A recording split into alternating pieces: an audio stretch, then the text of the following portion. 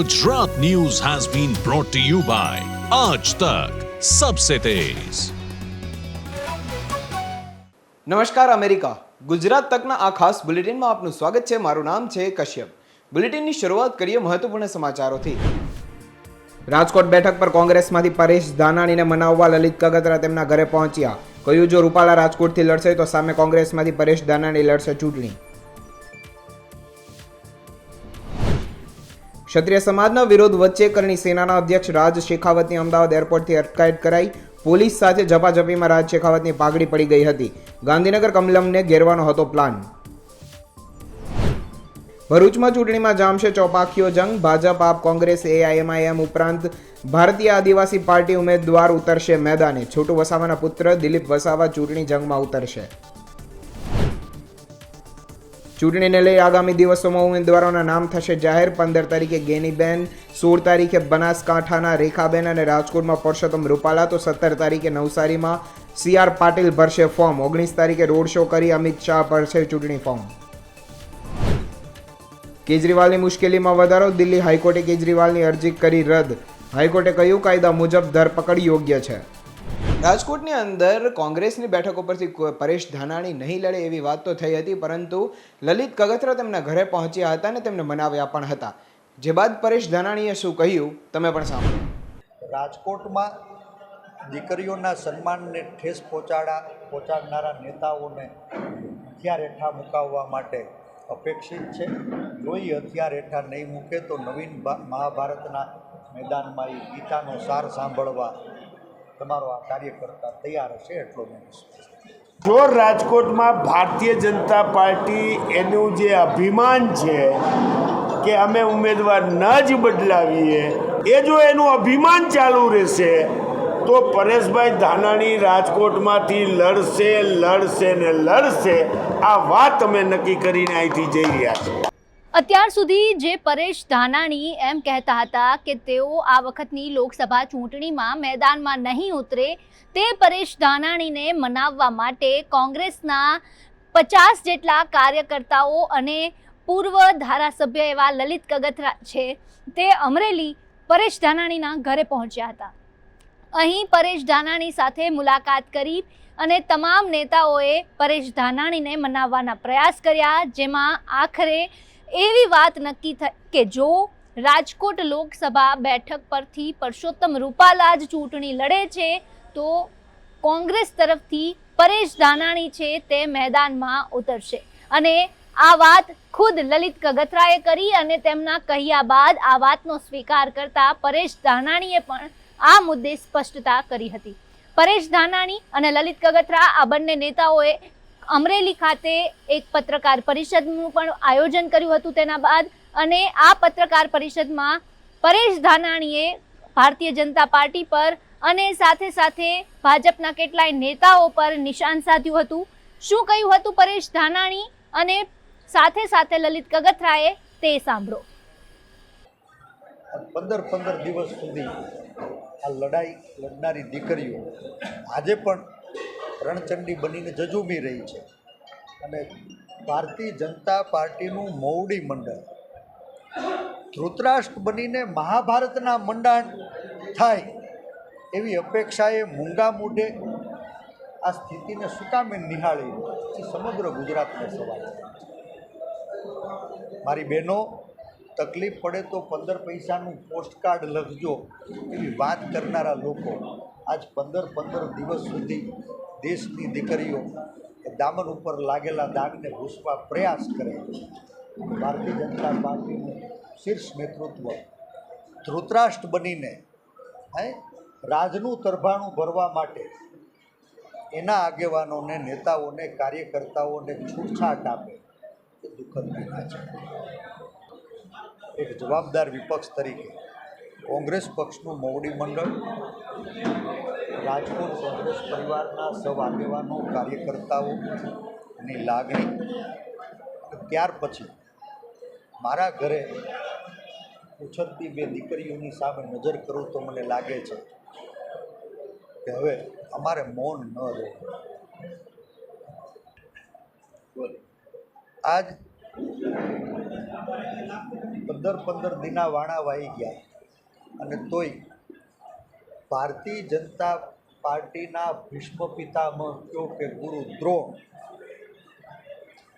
એ ચૂપચાપ આ દીકરીઓને રોડે રજળતી જોઈ રહ્યા છે. એટલે આપના મારફત એ અહંકારી ભાજપના જે કોઈ ભીષ્મ પિતામહ હોય કે ગુરુ દ્રોણ એને વિનંતી કરવા માગું છું, ચેતવણી આપવા માગું છું કે હવે તમારું મૌન તોડો. હવે જો તમે ચૂપ રહેશો ને તો નવીન મહાભારતના મંડાણ જરૂર થવાના છે. નવીન મહાભારતના જ્યારે મંડાણ થાય, નવીન મહાભારતના જો મંડાણ થાય તો મને સંપૂર્ણ વિશ્વાસ છે કે સહસ્ત્ર કોટી સૈન્ય ભલે કૌરવોના પક્ષે આવ્યું, નીતિ ધર્મ અને સત્યનો વિજય થયો હતો. જો ઈરાદાપૂર્વક દીકરીઓના સ્વાભિમાનને ઠેસ પહોંચાડનારા લોકો સત્તાના સ્વાર્થ માટે ક્યાંય રામ રાજ્યની મર્યાદાઓનું ઉલ્લંઘન કરશે, જો એ હથિયાર હેઠા નહીં મૂકે, એનું નેતૃત્વ એને હથિયાર હેઠા નહીં મુકાવે, તો કોંગ્રેસ પક્ષના કાર્યકર્તા તરીકે પરેશ ધાનાણી મારા રાજકોટ પરિવારના લોકોની લાગણી ધ્યાને લઈ શીર્ષ નેતૃત્વ પાસે અગાઉ પણ મારા સામાજિક અને કૌટુંબિક કારણોસર રાજકોટ નહીં ક્યાંય પણથી આ વખત ચૂંટણી નહીં લડવા માટે મેં 2 હાથ જોડીને વિનંતી કરી છે.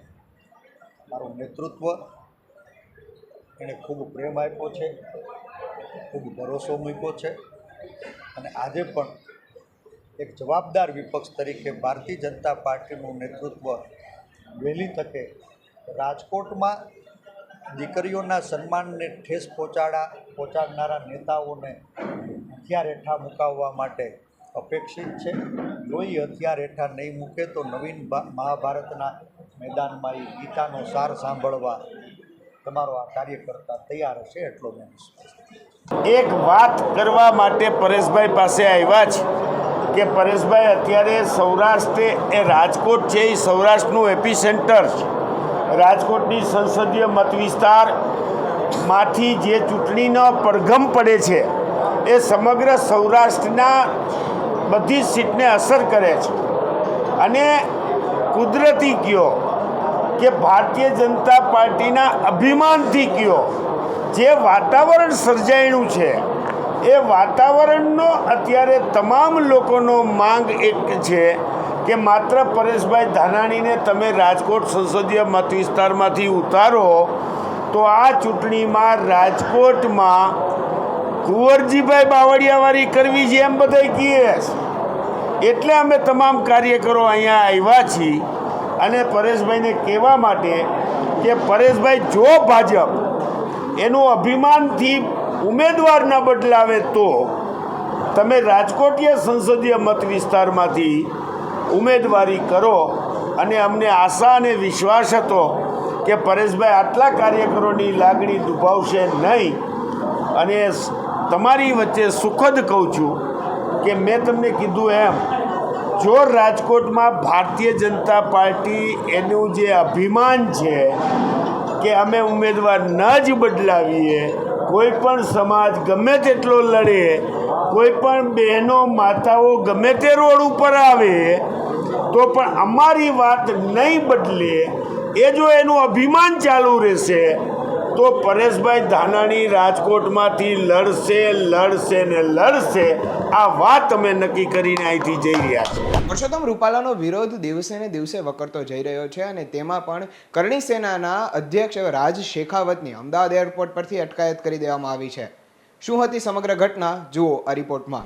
કરણી સેનાના અધ્યક્ષ રાજ શેખાવત છે, તેમના દ્વારા 9 એપ્રિલના રોજ બપોરે 2 વાગ્યે કોબા કમલમ ખાતે એક ધરણા કાર્યક્રમ કરવાનું આયોજન કરાયું હતું અને કમલમનો ઘેરાવ કરવાની આખું આયોજન થયું હતું, જેમાં રાજ શેખાવતે તમામ ક્ષત્રિય સમાજના લોકોને આહવાન કર્યું હતું કે ઝંડા સાથે તમે કમલમનો ઘેરાવ કરવા તેમની સાથે પહોંચજો. પરંતુ રાજ શેખાવત જ્યારે જયપુરથી અમદાવાદ એરપોર્ટ પહોંચ્યા તો અમદાવાદ એરપોર્ટ પર જ તેમની અટકાયત કરવામાં આવે અને અટકાયત કરવામાં આવતા જ આ દરમિયાન પોલીસ અને રાજ શેખાવતની વચ્ચે જે ઝપાઝપીના દ્રશ્યો છે તે પણ જોવા મળ્યા અને એ પ્રકારની ઝપાઝપી જોવા મળી કે રાજ શેખાવતની પાઘડી પણ નીકળી ગઈ હતી. આપને જણાવી દઈએ કે રાજ શેખાવત દ્વારા આહવાન કરવામાં આવ્યું હતું અને તેના માટે થઈને જ તેમણે આજે બપોરે 2 વાગ્યે એટલે કે 9 એપ્રિલે બપોરે 2 વાગ્યે તેઓ કમલમ કોબા ખાતે આખા ક્ષત્રિય સમાજને તેમણે આહવાન કર્યું હતું અને તેના ધ્યાનને રાખતા જ કમલમ ખાતે આખો જે પ્રકારે કહી શકાય કે લોખંડી બંદોબસ્ત છે તે તૈયાર કરવામાં આવ્યો હતો. આ બધાની વચ્ચે હાલ તો રાજ શેખાવતની અટકાયત કરવામાં આવી છે. રાજ શેખાવત જ્યારે જયપુરથી અમદાવાદ એરપોર્ટ પહોંચ્યા ત્યારે તેમણે એક વિડીયો જાહેર કર્યો હતો. વિડીયોમાં શું કહ્યું હતું રાજ શેખાવતે તે સાંભળો. मैंने गुजरात सरकार और प्रशासन को चेताया था, मुझे या मेरे क्षत्रियों या मेरे समर्थकों को आज 2 बजे कमलम पर पहुंचने से रोका गया तो मैं आत्मविलोपन कर लूंगा. मैं अभी अहमदाबाद एयरपोर्ट पर बैठा हूं, जयपुर से आया हूं उग्र रजुआत करने. कमलम जहां से सभी निर्णय होते हैं और सभी आदेश पारित होते हैं, सीआर पाटिल जी तक ये आवाज पहुंचाने कमलम जाना है, लेकिन बाहर भारी मात्रा में पुलिस का बंदोबस्त लगा दिया गया है. मैं भी तैयार हूं आत्मविलोपन के लिए. देखते हैं कौन जीतता है और कौन हारता है. ભરૂચ લોકસભા બેઠક ઉપરથી ભાજપ, આપ, કોંગ્રેસ અને હવે એક નવી પાર્ટી AIMIM સહિત ભરૂચની અંદર છોટું વસાવાની પણ પાર્ટી અને જેમાંથી તેમના દીકરા દિલીપ વસાવા પણ ચૂંટણીના મેદાને ઉતરવાના છે. શું છે સમગ્ર મામલો જુઓ આ રિપોર્ટમાં. ભારતીય આદિવાસી પાર્ટી બીટીપીનું સ્થાન લઈ શકે છે. પહેલી વાત, ભારતીય આદિવાસી પાર્ટી બીટીપી કે જે ભારતીય ટ્રાઇબલ પાર્ટી છોટું વસાવાની હતી તેનું સ્થાન લઈ શકે છે. બીજી વાત, ભારતીય ટ્રાઇબલ પાર્ટી એટલે કે બીટીપીના જે મતદાતાઓ હતા એ ભારતીય આદિવાસી પાર્ટી તરફ વળી શકે છે. ત્રીજી વાત, જે ઝઘડિયા બેઠક વાલિયા વિસ્તાર આ જે વિસ્તાર છે એ વિસ્તારમાં જે છોટું વસાવાએ પોતાની એક અલગ મત બેંક ઊભી કરી છે, આ મત બેંક ભારતીય આદિવાસી પાર્ટી તરફ વળી શકે છે. અત્યારે તેવો પ્રચાર કરવામાં આવી રહ્યો છે કે આદિવાસી સમાજની એક પાર્ટી છે એ છે ભારતીય આદિવાસી પાર્ટી. આમ આદમી પાર્ટી આદિવાસીની નથી, ભારતીય જનતા પાર્ટી આદિવાસીની નથી તેવું એક મેસેજ, એક સંદેશ લોકો સુધી પહોંચાડવામાં આવી રહ્યો છે. જો આ સંદેશ પહોંચાડવામાં છોટું વસાવા સફળ રહે છે તો મોટા પ્રમાણમાં આદિવાસી મતો બીએપી તરફ જશે. હવે એક વાત સ્પષ્ટ છે કે બીએપીને જીતવું સરળ નથી, પરંતુ બીએપી મત જરૂર તોડી શકે છે, મતનું ધ્રુવીકરણ જરૂરથી કરી શકે છે. ભરૂચ લોકસભા બેઠક 7 વિધાનસભાનો સમાવેશ, જંબુસર, ઝઘડિયા, પછી તેમાં વાગરા બેઠકનો સમાવેશ થાય છે, અંકલેશ્વર બેઠકનો સમાવેશ થાય છે, પછી ડેડિયાપાડા બેઠકનો સમાવેશ થાય છે, ભરૂચ વિધાનસભા છે તેનો સમાવેશ થાય છે, અંકલેશ્વર બેઠકનો સમાવેશ થાય છે. એટલે કે આ જે તમામ વિધાનસભા બેઠકો છે એ તમામ વિધાનસભા બેઠકોમાં શું સ્થિતિ છે તે પણ જોવું પડે, કારણ કે આ તમામ વિધાનસભા બેઠકમાં મતોનું ધ્રુવીકરણ થશે એ હવે જોવા મળી રહ્યું છે.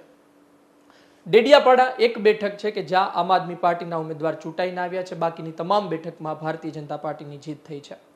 ઝઘડિયા બેઠક વર્ષોથી છોટું વસાવા ચૂંટાઈને આવતા હતા. આ છોટું વસાવા 2022માં રીતેશ વસાવા સામે હારી જાય છે. ભારતીય જનતા પાર્ટી ઝઘડિયામાં પણ આજે પરચમ લહેરાવી રહી છે.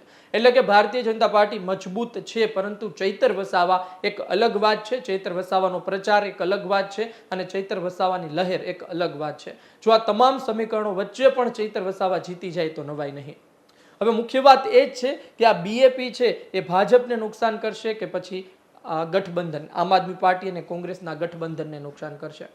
જે પ્રમાણે મને લાગી રહ્યું છે, જે પ્રમાણે અભ્યાસ સામે આવી રહ્યો છે રાજકીય પંડિતોનો, એ મુજબ તેવું લાગે છે કે આ ગઠબંધન જે બન્યું છે આમ આદમી પાર્ટી અને કોંગ્રેસનું, ચૈતર વસાવા ઉમેદવાર છે તેને નુકસાન પહોંચાડી શકે છે. કારણ કે મનસુખ વસાવા છેલ્લા 6 ટર્મથી જીતતા આવ્યા છે, તો ઝઘડિયા વિસ્તાર છે, વાલિયા વિસ્તાર છે, આ સહિતના તમે પછી બીજા વિસ્તાર કયો કે જ્યાં બીટીપીની પકડ હતી એ વિસ્તારમાં મનસુખ વસાવા તેનાથી લોકો નારાજ છે. એ વિસ્તારમાં કહી રહ્યા છે કે આટલા વર્ષોમાં જે કામ ન થયા એ હવે 7મી વખત આવીને શું કરવાના છે. એ લોકો ચૈતર વસાવા તરફ વળે આ પહેલા જ છોટુ વસાવાએ ચાલ ચાલી લીધી છે. છોટુ વસાવા જો પોતાની ચાલમાં સફળ રહે છે તો મોટા પ્રમાણમાં મત જે ચૈતર વસાવાને મળવાના હશે એ મતોનું ધ્રુવીકરણ થશે.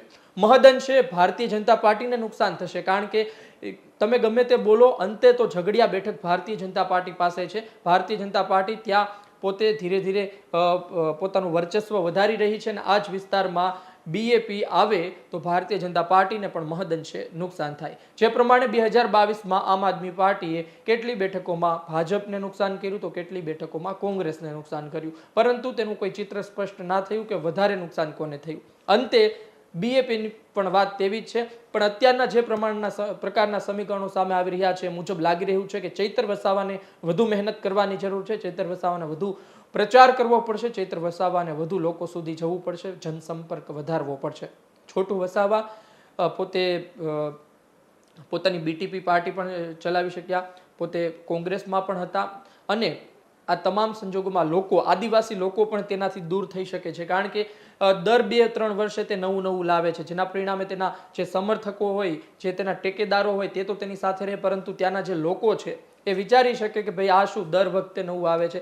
એટલા માટે તે તેનાથી કદાચ વિમુખ પણ આ વખતે થઈ શકે અને બીએપી હજુ નવું છે એટલા માટે લોકો કદાચ તેના સાથે ના પણ જોડાય. પરંતુ જો અને તોની વાત છે, આ બધી વાત એક ચર્ચા છે, પરંતુ આવનાર સમયમાં તેના પરથી પડદો ઉઠી જશે. આવનાર સમયમાં ખબર પડી જશે કે બીએપી ભારતીય આદિવાસી પાર્ટી કોને ડૂબાડે છે અને કોને તારે છે. બુલેટિનમાં હાલ રોકાઈશું એક બ્રેક માટે. Gujarat News has been brought to you by Aaj Tak Sabse Tez.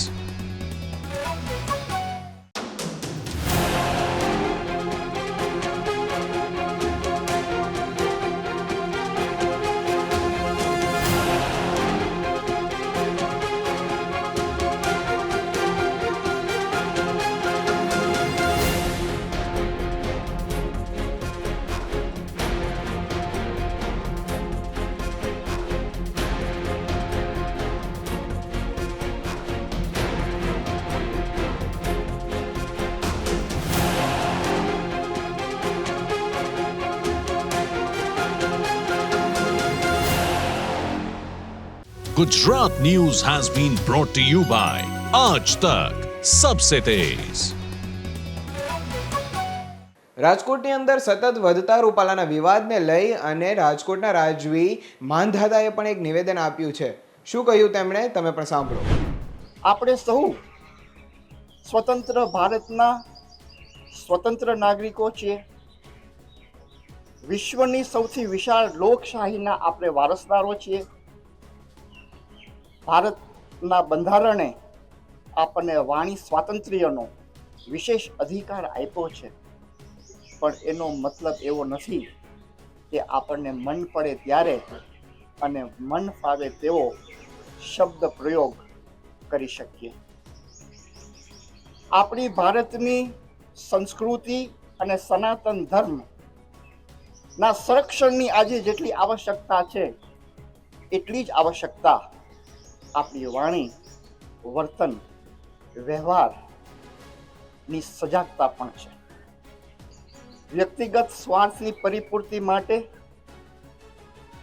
અન્ય કોઈ પણ વ્યક્તિ, જૂથ, સમૂહ કે સમાજ માટે કોઈ એવી ટિપ્પણી કરવી એ મારી દ્રષ્ટિએ માનવતાનું હનન છે.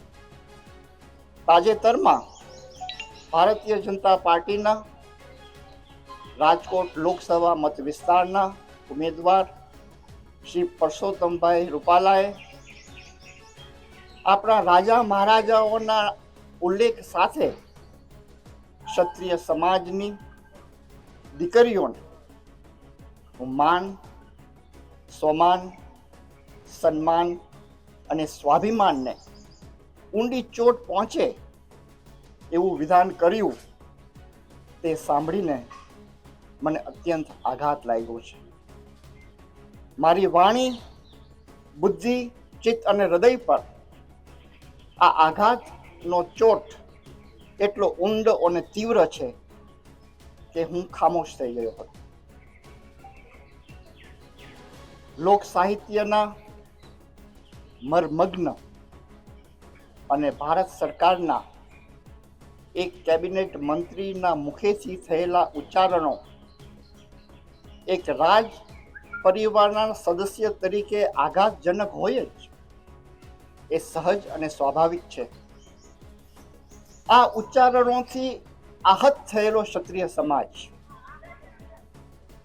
મારા વડીલો, આપણા યુવાનો, અમારા બહેનો, દીકરીઓ અને માતાઓ ને આજે જાહેરમાં આવીને મીટિંગ સ્વરૂપે, રેલી સ્વરૂપે, ધરણા અને આવેદન પત્રોના માધ્યમથી પોતાની લાગણી, માંગણી અને રોષ વ્યક્ત કરે છે, એનો મને ભારે દુઃખ છે, વેદના છે, એનો રંજ પણ છે. પરંતુ એક ક્ષત્રિય અને રાજ પરિવારના એક સંતાન તરીકે મારી આપ સૌને, ભારતીય જનતા પાર્ટીને અને ક્ષત્રિય સમાજને જાહેર હિતને ધ્યાનમાં રાખીને આ સમસ્યાનું કંઈક સુખદ નિરાકરણ આવે એવા હું વંદન સાથે સહૃદય અપીલ અને વિનંતી કરું છું. હું પ્રત્યેક સમાજના દીકરીઓ, બહેનો અને માતાઓને હાથ જોડીને વંદન સાથે વિનંતી કરું છું કે શક્તિ ઉપાસના વંદના, શૌર્ય, રક્ષા, સાકા, કેસરિયા અને જોહર એ આપણા ક્ષત્રિય પરંપરાના એક બહુ મહત્વના, અદ્ભુત અને અદ્વિતીય આયુધો છે. પરંતુ વર્તમાન સમસ્યાના નિરાકરણ માટે આપે જાહેર કરેલું જોહર વિષયક વિચાર આપના દિલો દિમાગમાંથી દૂર કરીને અને તે સિવાયનો અન્ય માર્ગ આપની લાગણી વ્યક્ત કરવા આપ અપનાવી શકો છો. હાલ બુલેટિનમાં બસ આટલું જ. મને આપશો રજા. નમસ્કાર. Gujarat News has been brought to you by Aaj Tak Sabse Tez.